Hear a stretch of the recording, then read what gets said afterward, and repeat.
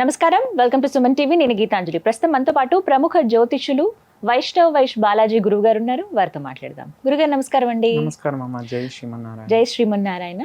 Comments రూపంలో చాలా మంది సందేహాలు అడుగుతూ ఉంటారు గురుగారు. అందులో వ్యాపార వృద్ధి కోసం అడిగారు. అంటే సాధారణంగా మనం చూస్తాం వ్యాపారం అనేది చాలా వైభవంగా చాలా ఘనంగా ప్రారంభిస్తారు కొంతమంది. ఎక్కువ బడ్జెట్ పెట్టుకుని ప్రారంభించడమే చాలా బాగా కనపడాలనే ఉద్దేశంతో, అది ఏ వ్యాపారం అయినా కానీ.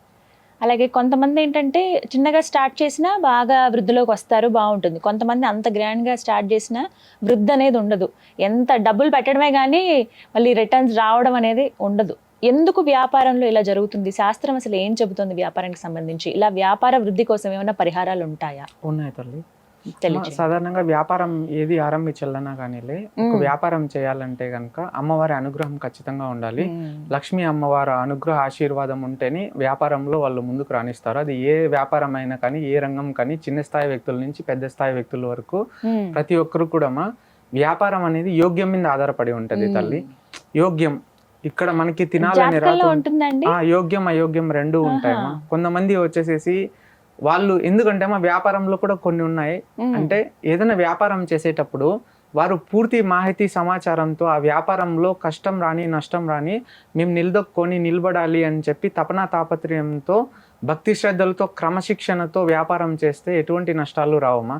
అందులో కూడా కొంతమందికి పెట్టిన పెట్టుబడుల వల్ల కానీ, లేకపోతే ఆర్థిక ఇబ్బందులు కానీ, చెడు దృష్టితో కానీ, ముఖ్యంగా నరదిష్టి నరఘోష వల్ల చాలా ఇబ్బందులు పడుతూ ఉంటారు. ఒకరు బాగా బతుకుతూ ఉంటే ఇంకొకరు చూస్తూ ఓర్వలేకుండా ఉంటారు ఈ కలియుగంలో. అప్పుడు ఈ వ్యాపారం మీద వచ్చేసేసి కలి దృష్టి అనేది పడకూడదమ్మా.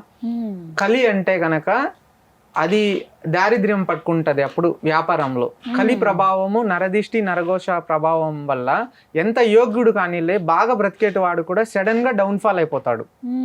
ఉన్నవాడు ఉన్నట్టు ఉండి మంచి యోగ్య స్థితిలో బాగా ధనం వస్తూ ఉంటది, మంచి పేరు ప్రఖ్యాతులు ఉంటాయి. సడన్ గా వ్యాపార నష్టం రావడము, ఏదైనా ఇంట్లో ఇబ్బందులు జరగడము, అదే విధంగా ఆస్తి నష్టం సంభవించడము, ఇలా అనేక ఇబ్బందులు ఎదుర్కొంటూ ఉంటారు. ఇంకొంతమంది ఏంటంటే గనక వ్యాపారం మొదలు పెడతారు. మొదలు పెట్టిన తర్వాత వాళ్ళ యొక్క ప్రవర్తన సరిగా లేకుండా, క్రమశిక్షణ లేకుండా వాళ్ళంతకు వాళ్ళే వ్యాపారంలో నష్టాలు చేసుకుంటూ ఉంటారు. ఒక వ్యాపారం చేసేటప్పుడు దాని మీద పూర్తి మాహితి సమాచారంతో ఎట్లాంటి పరిస్థితుల్లో వచ్చినా ఖచ్చితంగా నిలదొక్కొని చేసుకోవాలంటేనే చేయాలేమా. ఒకటి యోగ్యం మీద ఆధారపడి ఉంటది. రెండోది వారి వ్యక్తిగతం, అంటే వాళ్ళు కష్టపడే తత్వం మీద, వాళ్ళ యొక్క అనుకువ గుణము, స్వభావము, బుద్ధి, సంస్కారము అన్నిటి మీద ఆధారపడి ఉంటుంది. లక్ష్మీ అమ్మవారు కరుణ అనేది ఎవరికన్నా ఉండాలన్నా వారు వ్యాపారంలో కూడా శుచి శుభ్రంగా ఉంచుకోవాలి. ప్రతిదినము వచ్చేసేసి అమ్మవారికి పూజ ఆచరించాలి. చేసే వ్యాపారంలో ధర్మం అనేది ఉండాలి. ముఖ్యంగా ధర్మపూరితంగా, న్యాయబద్ధంగా, సంస్కారంగా, గౌరవంగా వారు చేసేటటువంటిది నీతి నిజాయితీగా ఉంటే ఖచ్చితంగా వారికి వృద్ధిలోకి వస్తారు.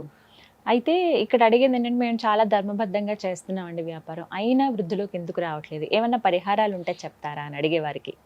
ఉన్నదమ్మా. కొంతమందికి ఎంత చేసినా యోగ్యం అనేది ఉండదమ్మా. కొంతమందికి యోగ్యం ఉండదు. యోగ్యం లేని వారు ఏం చేసినా కానీ అయోగ్యులు అయిపోతారు. అంటే వాళ్ళు ఉన్నవన్నీ అమ్ముకొని పెట్టినా, లోన్స్ పెట్టుకొని చేసినా, ఏదైనా వాళ్ళ శక్తి సామర్థ్యాలకి అప్పు తీసుకొని ఎవరి దగ్గర చేసినా కానీ వారికి ఇక్కడ తినాలని యోగ్యం లేనప్పుడు, ఆ భగవంతుడు అనుగ్రహ ఆశీర్వాదం లేనప్పుడు అది వారికి తెలియదు.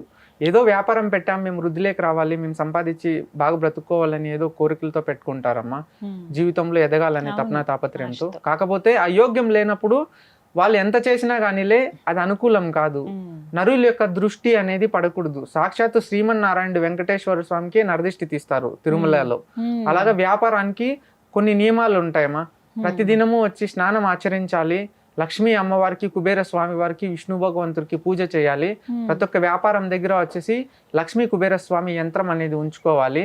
ఆ వ్యాపారాలకి ధనాకర్షణ అనేది పెట్టుకోవాలి. లక్ష్మీ కుబేర స్వామి యంత్రం అంటే ఊరికే పెట్టకూడదమ్మా. వారి పేరు పైన, వాళ్ళ కుటుంబం పైన, వాళ్ళ గోత్రం పైన పూజ చేపించుకొని, ఒక హోమమో ఒక మంత్ర పూజ చేపించుకొని ఆ ఇచ్చేటటువంటి యంత్రానికి భగవంతుని యొక్క దివ్య ఆకర్షణ పెట్టించుకోవాలి. ఆ దివ్య ఆకర్షణ పెట్టించుకొని ధనాకర్షణ చేపించుకోవాలి. అలాగే జనాకర్షణ చేపించుకోవాలి. వ్యాపారం అనేది అమ్మవారి అనుగ్రహం పైన ఆధారపడి ఉంటది.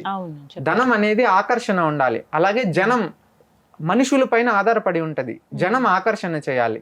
ధనాకర్షణ శక్తి అలాగే జనాకర్షణ శక్తి, ఈ రెండూ కలిస్తే గనక యోగ్యం. ఈ మూడు ఉంటే వ్యాపారం వృద్ధిలో జరుగుతుంది.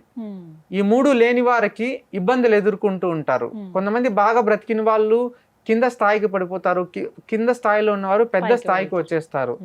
ఇవి ఖచ్చితంగా చూసుకోవాలమ్మా. చిన్న చిన్న పరిహారాలు ఏమన్నా తెలియచేయండి గురుగారు. చిన్న పరిహారాలేమా? ఏమీ లేదు తల్లి, ఇది ఒక యంత్రం కావాలి. ఊరికే యంత్రం తెచ్చి పెట్టినంత మాత్రాన ఉండదమ్మా.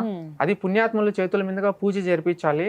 లక్ష్మీ కుబేర స్వామి వారికి పూజ చేసి, విష్ణుదేవుడికి పూజ ఆచరించి, ఆ వ్యాపారంలో సకలము ఎవరైతే చేస్తున్నారో ఆ వ్యక్తి పైన అమ్మవారి కరుణ ఉండేటట్టు, ఆ వ్యక్తి ఎక్కడ నిలబడినా వ్యాపారం మంచిగా జరిగేటట్టు, ఆ ధనాకర్షణ అమ్మవారి అనుగ్రహం ఉండేటట్టు, అలాగే జనాకర్షణ జనం ప్రభావం తనకు ఉండేటట్టు, నరదిష్టి నరఘోష లేకుండా ఆ వ్యాపారంకి అనేది లక్షణంగా ఉండి, ఆ యంత్ర స్వరూపం హోమం పూజ చేసుకొని భగవంతుని పెట్టి, వాళ్ళు ధర్మబద్ధంగా శుచి శుభ్రంగా ప్రతిదినము స్నానం ఆచరించి అక్కడ న్యాయంగా నిజాయితీగా ధర్మంగా చేసుకొని అమ్మవారికి కొలుచుకుంటూ ఉంటే లక్షణంగా జరుగుతుంది. యోగ్యం ముఖ్యమ్మా, యోగ్యం ముఖ్యము. వ్యాపారంలో ఎవరికన్నా దీనికి వచ్చేసేసి వ్యాపారం జరగట్లేదు అని ఉంటే గనక వీటి నివృత్తి వచ్చేసేసి పూజ చేసుకోవాల్సి వస్తుందమ్మా. లక్ష్మీ కుబేర స్వామి పూజ చేసుకోవాలి. పూజ చేసుకొని ఏ రోజున చేసి యంత్రాన్ని షాప్ లో కావచ్చు ఆ బిజినెస్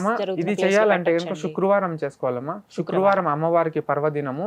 ఆ రోజు ఉదయాన్నే బ్రహ్మముహూర్తంలో పూజ ఆచరించి లక్ష్మీ కుబేర స్వామికి పూజ చేసి విష్ణుదేవుని ప్రత్యేక పూజ చేసుకొని, వారు తీసుకున్న తర్వాత మంత్రోపదేశం అనేది గురువు దగ్గర ఖచ్చితంగా తీసుకోవాలి. గురు ఆశీర్వాదం అనేది కూడా చాలా ముఖ్యమైనది. భగవంతుడు ఆశీర్వాదంతో పాటు గురు ఆశీర్వాదం పూజ అయిపోయిన తర్వాత అది ఒక హోమం రూపంలో కానీ లేకపోతే ఒక మంత్ర పూజ రూపంలో కానీ చేసి ఆ యంత్రాలు భగవంతుడి స్వరూపంలో పెట్టి, ఆ హోమం దగ్గర జ్వాల దగ్గర ఆ యంత్రాలన్నిటికీ వీరి పేరు పైన వచ్చేసి యంత్రాలు రాసేటప్పుడు వీరి కుటుంబం పేరు, వీళ్ళ ఇంటి పేరు, వారి పేరు రాసి వ్యాపారంలో వాళ్ళకి సకలము జయం కలగాలి అని రాసి, ఆ విధంగా వాళ్ళకి లాభం చేకూర్చేట్టు ఆ రాసినటువంటి యంత్రాలు కూడా పూజ అయిపోయిన తర్వాత భగవంతుని పాదాల దగ్గర పెట్టి గోదేవత పాదం తాకిచ్చి వాళ్ళకి లక్షణంగా తీసుకెళ్లి ఇస్తే గనక అది వాళ్ళు పవిత్రంగా పూజలు చేసుకుంటూ కష్టపడుకొని వాళ్ళు ఉంటే యోగ్యము, అమ్మవారి అనుగ్రహం సిద్ధిస్తుంది. వారి జీవితంలో ముందుకు సాగుతారు తల్లి. చాలా చక్కగా వివరించారు గురుగారు. ధన్యవాదాలండి. జై శ్రీమన్నారాయణ తల్లి.